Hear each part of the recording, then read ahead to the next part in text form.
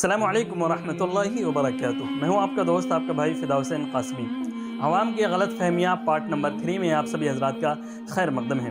آج کی ویڈیو میں بھی ہم نے 2-3 سوالات کو خاص طور سے لے کر عقیدے سے متعلق بھی سوالات چل رہے ہیں۔ اس طریقے کے جو غلط عقیدے ہمارے سماج کے اندر، ہمارے معاشرے کے اندر پھیلے ہوئے ہیں، ان تمام چیزوں کو بیان کیا جائے گا۔ آج کا پہلا سوال، گرم پانی زمین پر گرانا کیسا ہے؟ بہت سے لوگوں کا اس بارے میں غلط خیال ہے کہ زمین پر گرم پانی نہیں گرانا چاہیے، اس سے گناہ ہوتا ہے اور اس سے زمین کو تکلیف ہوتی ہے۔ میرے عزیزوں، میرے دوستوں، دین کے اندر جو باتیں بھی قرآن و حدیث کے اندر لکھی ہوئی ہے، ہمیں اسی پر عمل کرنا چاہیے۔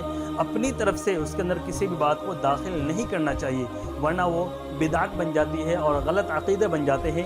ایسا کچھ بھی قرآن و حدیث کے اندر نہیں ہے کہ زمین کے اوپر گرم پانی کا گرانا منع ہے، ایسا یہ غلط لوگوں کا خیال ہے اور یہ غلط عقیدہ ہے۔ سوال نمبر 2، بہت سے لوگوں کا یہ خیال ہے کہ اگر کوئی انسان اپنی زبان سے سور کا نام لے لے، یعنی سور بول دے یا خنزیر بول دے، تو اس کی زبان 40 دن تک ناپاک رہتی ہے اور ایسا بولنا نہیں چاہیے۔ جبکہ قرآن و حدیث کا جب ہم جائزہ لیتے ہیں تو قرآن کے اندر جب خنزیر کا نام موجود ہے، انما حرم علیکم المیتۃ والدم ولحم الخنزیر، خنزیر کا نام قرآن مجید کے اندر موجود ہے، تو ایسا آپ اگر بتائیں کہ ایسا بولنا اگر منع ہوتا اور حرام ہوتا تو قرآن کریم کے اندر خنزیر کا نام کیوں لیا جاتا؟ خنزیر صرف عربی میں بولا جاتا ہے، اسی کو اردو میں اور ہندی میں سور بولا جاتا ہے، تو ایسا بولنے سے کسی کی زبان ناپاک اور گندی نہیں ہوتی ہے۔ قرآن و حدیث کے اندر ہمیں اس کا کوئی ثبوت نہیں ملتا ہے، ایسا کوئی بھی مسئلہ نہیں ہے، یہ ہمارا اور آپ کا غلط عقیدہ ہے، عوام میں پھیلی ہوئی غلط فہمی ہے۔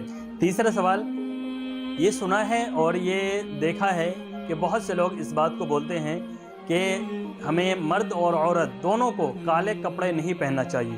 اس کی وجہ یہ بتاتے ہیں کہ حضور اکرم صلی اللہ علیہ وسلم کی کملی جو تھی وہ کالی تھی، اور اسی طریقے سے جو کعبے کا غلاف ہے وہ بھی کالے رنگ کا ہوتا ہے، تو اس لیے ہمیں کالے کپڑے نہیں پہننا چاہیے۔ جبکہ اس طریقے کا کوئی بھی مسئلہ قرآن و حدیث کے اندر ہمیں کہیں بھی نہیں ملتا ہے، نہ ہی کسی کتب فقہ کے اندر کہیں ملتا ہے کہ کالے کپڑے پہننا منع ہو۔ ہاں، یہ الگ چیز ہے کہ آج ایک خاص فرقے کے لوگوں نے اس کو اپنا شعار بنا لیا ہے، جو شیعیت یعنی شیعہ مذہب کے جو لوگ ہیں وہ محرم کے مہینے کے اندر زیادہ تر وہ لوگ کالے کپڑے پہنتے ہیں، تو ان دنوں میں نہیں پہننا چاہیے، وہ ایک الگ چیز ہے چونکہ ان سے مشابہت ہو سکتی ہے، لیکن ویسے عام دنوں کے اندر پہننے میں کوئی منع نہیں ہے، کہیں بھی قرآن و حدیث کے اندر اس کے بارے میں ممنوع نہیں آیا ہے۔